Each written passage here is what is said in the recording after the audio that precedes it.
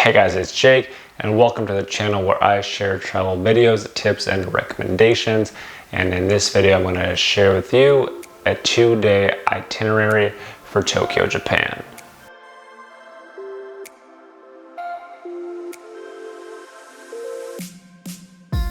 Tokyo is the capital of Japan and the most populated city in the world with more than 37 million residents. Tokyo has a similar population to the country of Canada and actually 12 million more people than all of Australia. Tokyo has the most top-rated restaurants in the world and is home to 13 3 Michelin star restaurants, which is the highest designation. And there are also 52 2-star restaurants and 165 1-star restaurants. We won't be going to any of those in this video since they're way out of our price range.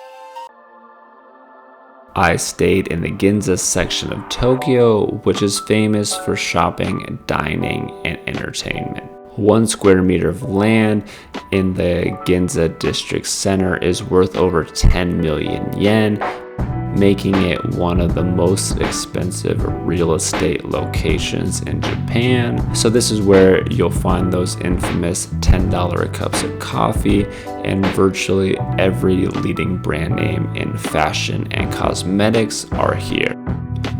Your typical Western breakfast of eggs, waffles, pancakes, and stuff like that is obviously not typical in Japan, but if you are looking to find something like that, you can head to Eggs and Things. I felt the food was good, but a bit overpriced, maybe because it was located in Ginza or you pay by the ounce of whipped cream.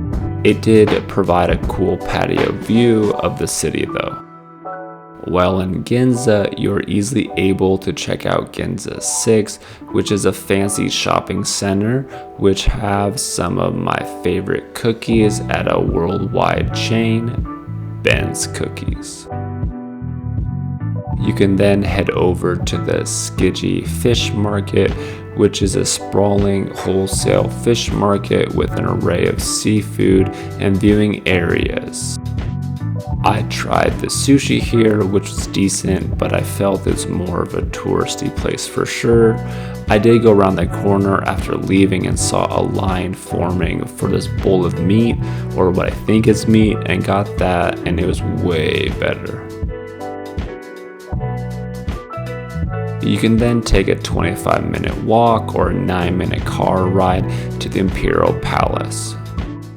They obviously don't let you go all the way up, but I still thought it was cool if you want to check it out. And if you're not interested, you can easily take the subway over to Ueno Park. I took the subway or walked everywhere I went and found the subway really easy to be able to use.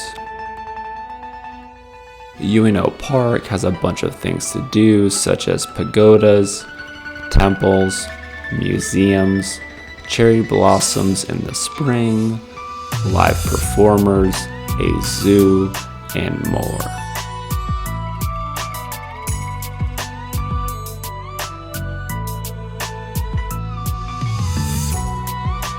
Nearby is Sensoji Temple, which was completed in 645 and is Tokyo's oldest temple.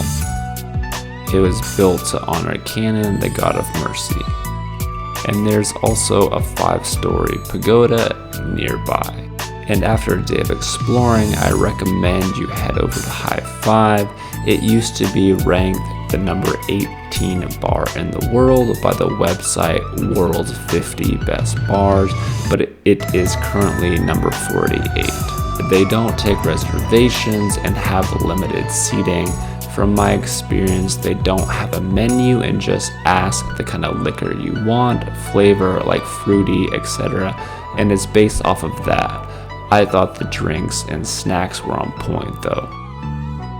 Shibuya Crossing is located in the Shibuya ward and is rumored to be the busiest intersection in the world, At peak times, over 1,000 people cross at the same time, coming from all directions.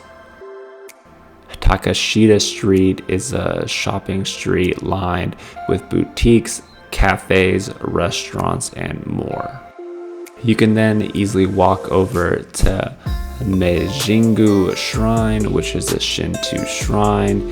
It's located in a forest that has over 120,000 trees from 365 different species and covers an area of 170 acres. You can also see the giant tories that line the entrance to the park. A torii is a Japanese gate most commonly found at the entrance or within a Shinto shrine to mark the transition from the mundane to the sacred. You can then cruise over to the Shinjuku-gyoen National Garden, which was a former estate and is now a 144-acre park with diverse garden areas, grassy expanses, and a greenhouse. While in Japan, you'll have to get ramen. I went to Ichiran Ramen. The whole experience was a little different because you had a little cubby and you order from there, and the whole process was just different. Overall, the food was great and had a great experience. You'll then want to go to the Tokyo Metropolitan Building, which is the tallest city hall in the world. There are 2 panoramic observation decks, one in each tower on the 45th floor. Entrance is free to the public, and there's also gift shops and cafes. The observation decks are open between 9:30 a.m. and 11 p.m., but the 2 observation decks alternate the days they are open.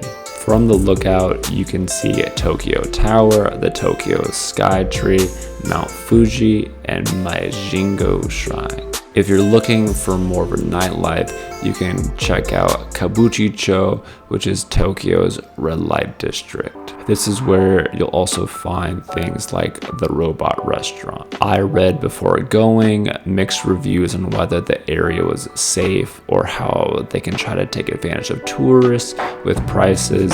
I didn't stay long or actually go in anywhere, so I didn't experience any of that. And afterwards, you can head over to the SG Club, which is currently the number 10 ranked bar in the world, or Bar Vidic, which is number 40, like I did. Other unique things that you could do when you're there, which I didn't have time for, would be to play Mario Kart as you drive through the street or to watch a sumo practice.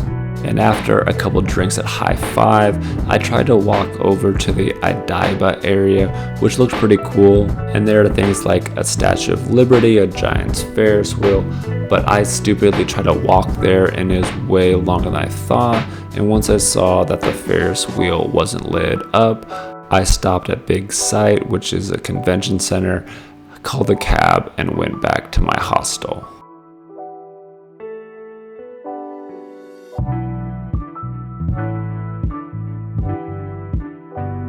Thanks so much for watching, and I hope you guys have a better idea of what you can do when you're in Tokyo.